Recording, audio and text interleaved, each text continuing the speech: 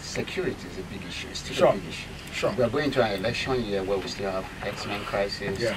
We still have sectarian violence.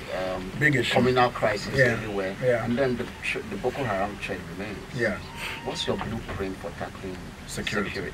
My blueprint for tackling security is, first of all, that I recognize that security, national security, is a multi-dimensional issue. I'm intellectually sophisticated enough to understand what national security actually means. That it means not only Boko Haram, but it means Boko Haram, it means the herdsmen, it means robbers and kidnappers, it means even poverty. The rate of poverty in this country is a national security issue. Because one day we will not be able to keep the barbarians at the gates anymore.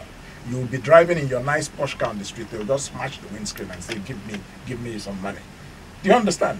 Isn't that a national security crisis? What about the computer networks in this country? Does anybody have a blueprint of how to secure them from outside hackers? These are national security concerns, but you don't have a government that is engaged. So that's number one. Because I understand what national security actually means, I will bring in a professional leadership team for our national security. Right now, national security leadership in Nigeria is based on parochial considerations.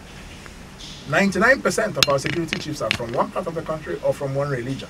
So the issue is not about protecting you and me and our fellow Nigerians. It is about protecting the regime of President Muhammadu Buhari. Do you see the point? I will change that with professional management of security in Nigeria. And that will bring better performance. That means that we will end the herdsmen crisis, because the herdsmen crisis is just terrorism. It's nothing else.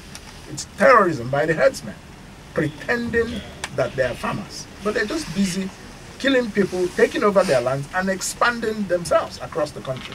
That's not right. You have the right to manage your cattle business, but not at the expense of somebody else's right to his property. Do you understand? So we will establish ranching. People we will enable them to establish ranching. It's not the business of the government to be fending for any particular business category, but they should ranch their cattle. We're in the 21st century. You should not see cattle roaming around the streets in this country the way we see it, and they have more rights than human beings. How? It is only in President Muhammadu Buhari's Nigeria that this can happen. It is an antiquated 19th century country.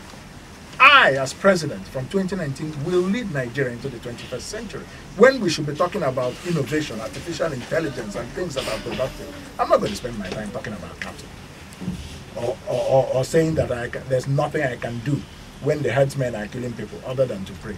We elected you to be president and to secure our lives. We did not elect you to be a prayer warrior. And Boko Haram and the porous borders.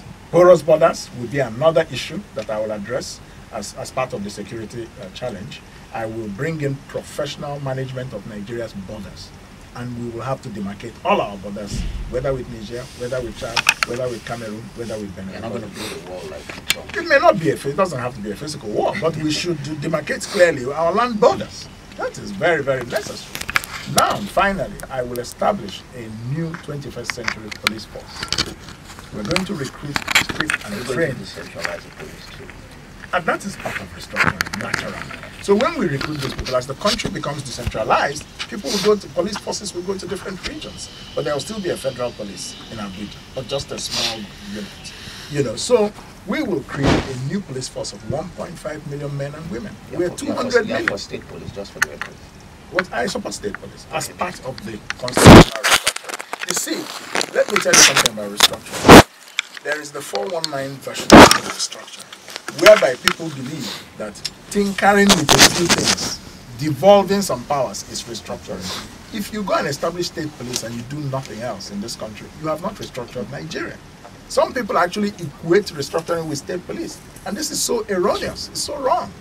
So, devolution of powers can happen in a system that is not a federation.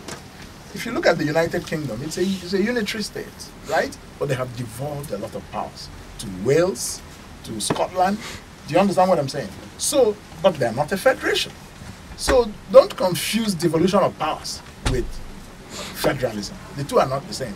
Devolution is part of federalism, but in and of itself is not necessarily federalism. That's a very important distinction.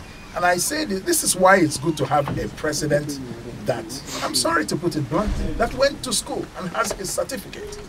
Do you understand? Because I understand the concepts and I have the practical experience. It's not just theory. He's found a certificate, by the way. I don't know about that. There was an attestation that was presented by WAEC. We have not seen any certificate. I'm so sorry. But I don't want to dwell on that. That's not my issue. I'm more interested in the real issues that matter. But that's an indication, though, of a deeper problem. Nigeria should begin to elect leaders who are intellectually equipped to solve Nigeria's problems. That's the point I'm trying to make. Okay, on the final notes, given that the Constitution says there should be a minister from every state. Of course. And then we have this challenge of how are we going to run it? If you want to run a lean government, how do you do it? Because you have to be a minister from each state. I don't think that for a country like Nigeria, 36 ministers is too many. It is not. It's a constitutional requirement. But remember that these ministers come with their own aides. No, wait. Let me explain something. The speed of the leader is the speed of the gang. Okay. If you are a president and you travel abroad with 400 people, what do you expect a minister to do? If you travel abroad with 10 people in your delegation, the minister should not travel with more than 2 or 3. Do you understand what I'm saying? So it is really about the character of the president. That is what sets the tone for the government. But the constitutional provision that there should be 36 ministers is quite okay. I don't see a problem with it. The problem is what is the competence and capacity of the people you're nominating into those positions. That has been our problem. You see what I'm saying? Now, as president of Nigeria, I will nominate my cabinet within 48 hours of being sworn in. You're not going to wait for 6 months. I will not wait for 6 months. And not only will I nominate my cabinet in 48 hours, I will be the first president since 1999 to nominate his cabinet with portfolios attached to them. So, do you see the importance of this? So because if you're assessing somebody in the National Assembly for a ministerial appointment, what are you assessing him against if you don't know what portfolio he will So hold? at this point, you have your team already? Most of it in my head, mentally, yes. Okay. We'll hit the ground running, no question about it. Okay. Yeah. I know that I said that was the final question, but this is another final. You're becoming like a professor or a pastor or a politician. They keep saying finally, finally, finally, and 1 hour will pass.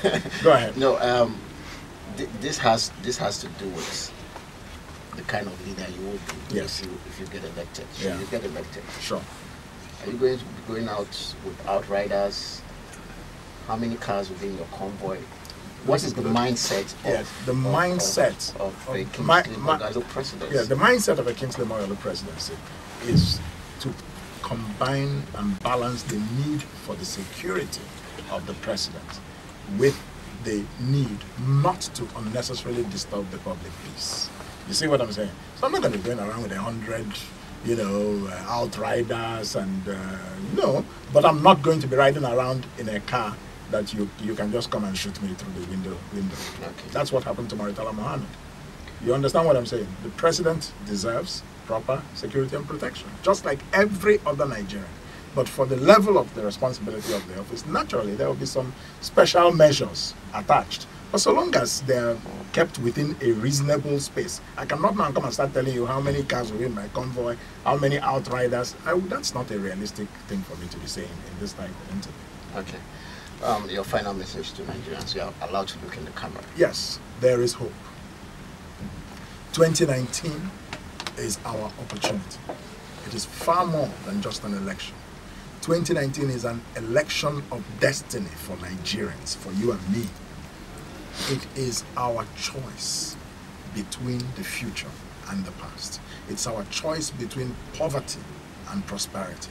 It's our choice between jobs and joblessness. It's our choice between security and insecurity. It is far more than just an election. Do not reward recycled old politicians by voting for them again. Bring in a visionary, competent, capable president that knows the issues and has the solutions so that you and we can work together to take Nigeria into the 21st century. I am your man, Kingsley Moghalu for President 2019.